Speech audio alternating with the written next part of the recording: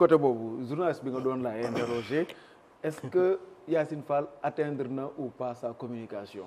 boo jàngatee li nga xam ne moom la wax après aussi déglu sénégalais yeeg perception bi nga xam ne moom lañ ci am. Bah atteindre sa communication étant donné que le débat est suscité sur partout dans tous les cercles les gens en parlent mais daaw dafa am loo xam ne daf ko wax te mu am solo le respect du droit est un principe fondamental la création des équilibres est une nécessité. waaye nag bu ñuy xool bu baax dañoo fekk Farba mu takk diwlin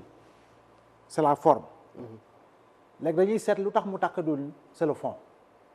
jàppel ni loolu mooy communication ministre bi donc on cherche le fond mooy li tax mu takk diwlin waaye fekk nañ ko mu takk diwlin ministre bi loolu la expliqué. diwlin ji daal ci la yam. waaw maanaam dafa takk diwlin waaw léegi nag dañ koy déterminer lu tax mu takk diwlin lu tax mu takku diwlin nag enquête moo koy déterminer te enquête boobu nag procureur moo koy approprié wu dénk ko amaana ñu ko war a dénk officier de police judiciaire ak yu demee noonu pour ñu mën a les enquêtes en profondeur pour xam la provenance réelle des deux portables waaye xam le contenu réel des communications xam le contenu réel des messages bu dee am na xam le contenu na leen bon yeneen yi pour man c'est des accessoires comme ni ma ko waxee du ma si dugg depuis le premier jour wax naa ko mais li ma amal solo mooy ndax liñ ko fekk bu dee moom moo ko si moom lañ ko fekk moo tooñ dëgguma bu dee si moom lañ ko fekk moo tooñ bu dee weccoo gi mu doon weccoo ak dëkk yooyu yëpp te mu xam ne yoon tere na ko moo tooñ fii dañu wax sànq wax nga ko les citoyens dañuy am fu ñuy xaw a rawantee donc fu yi ñuy def si yeneen prison yi duñ leen tudd parce que tu sais pourquoi ce sont des prisonniers lambda et chaque fois ñu fuy ñu fekk nit si moom téléphone wala ñu fekk si moom ay sinébar fu muy jaar wala arme blanche kon bu ñu waxee si kii ndax dañoo fekk si moom parce que par rapport ak stature nit ki la fa mu toll la loolu la ñu war a wax l'autre élément quand on dit que oui c'est vrai communication bu si nekk dafa am loo xam da nga koy nangu am loo si nangu mooy ñi fi nekk tey am na ñuy communiquer premier ministre ak président keneen si yam wala ñu nekkoon opposition mais quand on dit que dañu waxee premier ministre nee na bu waxee mu jàpp ki mooy oui c'est tout à fait normal le premier ministre est le patron du ministre de l'intérieur ils sont le patron du procureur de la République c'est le ministère public la ñuy wax mais le président Macky Sall moo toog pale mu ne am na ñoo xam ne duñ leen jàpp bu leen waree jàpp maay woote buñ leen jàpp waaw waxu ko fii y a pas des ministres qui sont sortis pour dire manifestation yi ak les morts ay lutteurs la woon pourquoi envoyé ñu woon procureur moo ko des ministres ne sont pas sortis pour dire ce sont des forces occultes pourquoi ils n'avaient pas envoyé le procureur pour le dire d'autres sont partis même ba Union européenne wax ko fa des forces obscures des lutteurs des trucs pourquoi le procureur n'était pas sorti en son temps kon bi Yacine Fall non je dis parallélisme des formes non je dis parallélisme des formes c'est important Issa en matière de communication et de prise de position c'est important waaye boo ko bëggee nag jalax ne dara baaxul en réalité moi j'invoque le parallélisme des formes et c'est important beneen élément bi boo ñëwee ñu xool ko ba saytu ko dëggantaan Tahirou Sarr ak kii ñoo bokk dossier moo siiw waaye ce qui est dans le dossier réellement le fond te juge bi tim ko xamuñu ko ñun li ñu xam rek mooy l'information bi siiw maanaam aujourd'hui bu ñu ko doon andi si suñu métier comme yaa ma ne journaliste bi nga doon tey bu ñu doon respecter la règle de la pyramide inversée nous sommes en train de parler des détails du dossier mais la principale information dans le dossier amaana ñun xamuñu ko ka yor dossier bi ña yor dossier bi di ay juge ñoo koy xam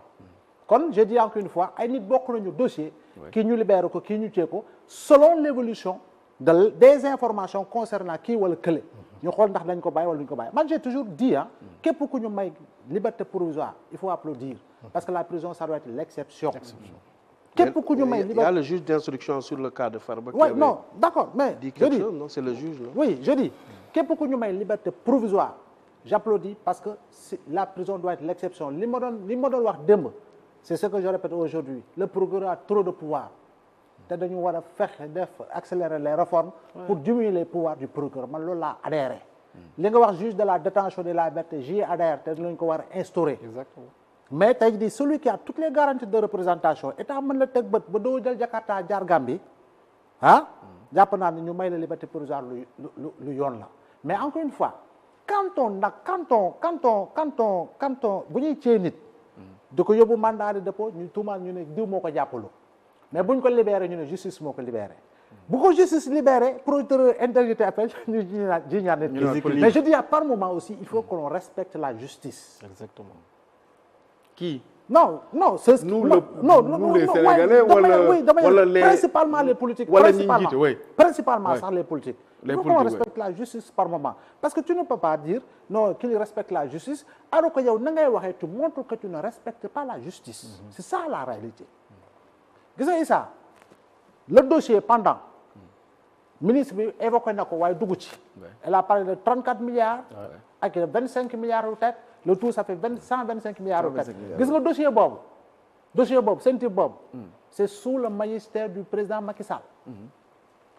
bu ko CENTIF déglu ma je termine très rapidement. CENTIF bu jëloon rapport bi bu ñu ko CENTIF bi mu ko jébbalee le procureur avait l'obligation jox ko un juge d'instruction.